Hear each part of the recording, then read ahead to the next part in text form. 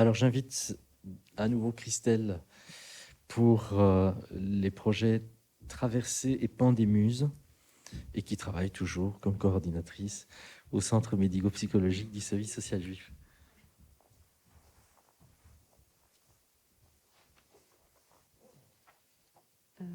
Voilà. Donc, nous avons également mis en place un projet d'accompagnement d'enfants, jeunes et adultes endeuillés pendant la période de la pandémie liée au Covid-19. Ce projet est né du constat qu'à cause des mesures sanitaires, les rituels et cérémonies funéraires ont été impactés ou même rendus impossibles, tout comme l'accompagnement de la personne mourante, rendant ainsi le travail de deuil particulièrement plus difficile et douloureux pour la majorité. Donc, on avait imaginé ce projet plus spécifiquement en 2 groupes, à savoir un groupe parole pour plus les parents et un groupe à médias pour les enfants et adolescents.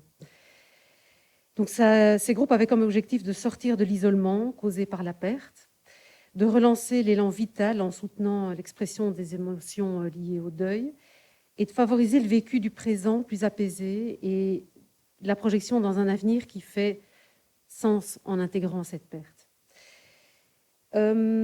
Puis, au fur et à mesure du temps, on a mis l'accent vraiment sur les jeunes, les enfants, ces adolescents, voilà, en faisant toute une communication sur ce qui était réseaux sociaux.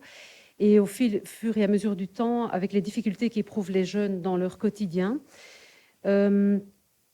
et compte tenu de l'arrivée inattendue d'une seconde et d'une troisième vague, de la prolongation des mesures sanitaires, il nous a fallu penser autrement, et Pandémuse est née donc de ce constat de deuil pour les adolescents et les enfants, mais de la perte de leur liberté, de leur possibilité de socialisation, d'expression, d'habitude, de mode de vie, où tout leur quotidien est chamboulé. Et donc, on voit de plus en plus arriver dans nos services des jeunes, mais on parlait de 14 ou de jeunes adultes, mais même d'enfants de 10 ans, 11 ans, 12 ans, 13 ans, qui sont vraiment dans des difficultés,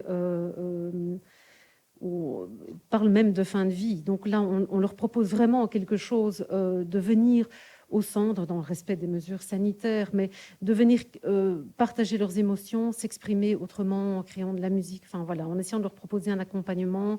Il y a un éducateur, un psychothérapeute qui se charge d'eux, de leur offrir autre chose, de sortir de chez eux.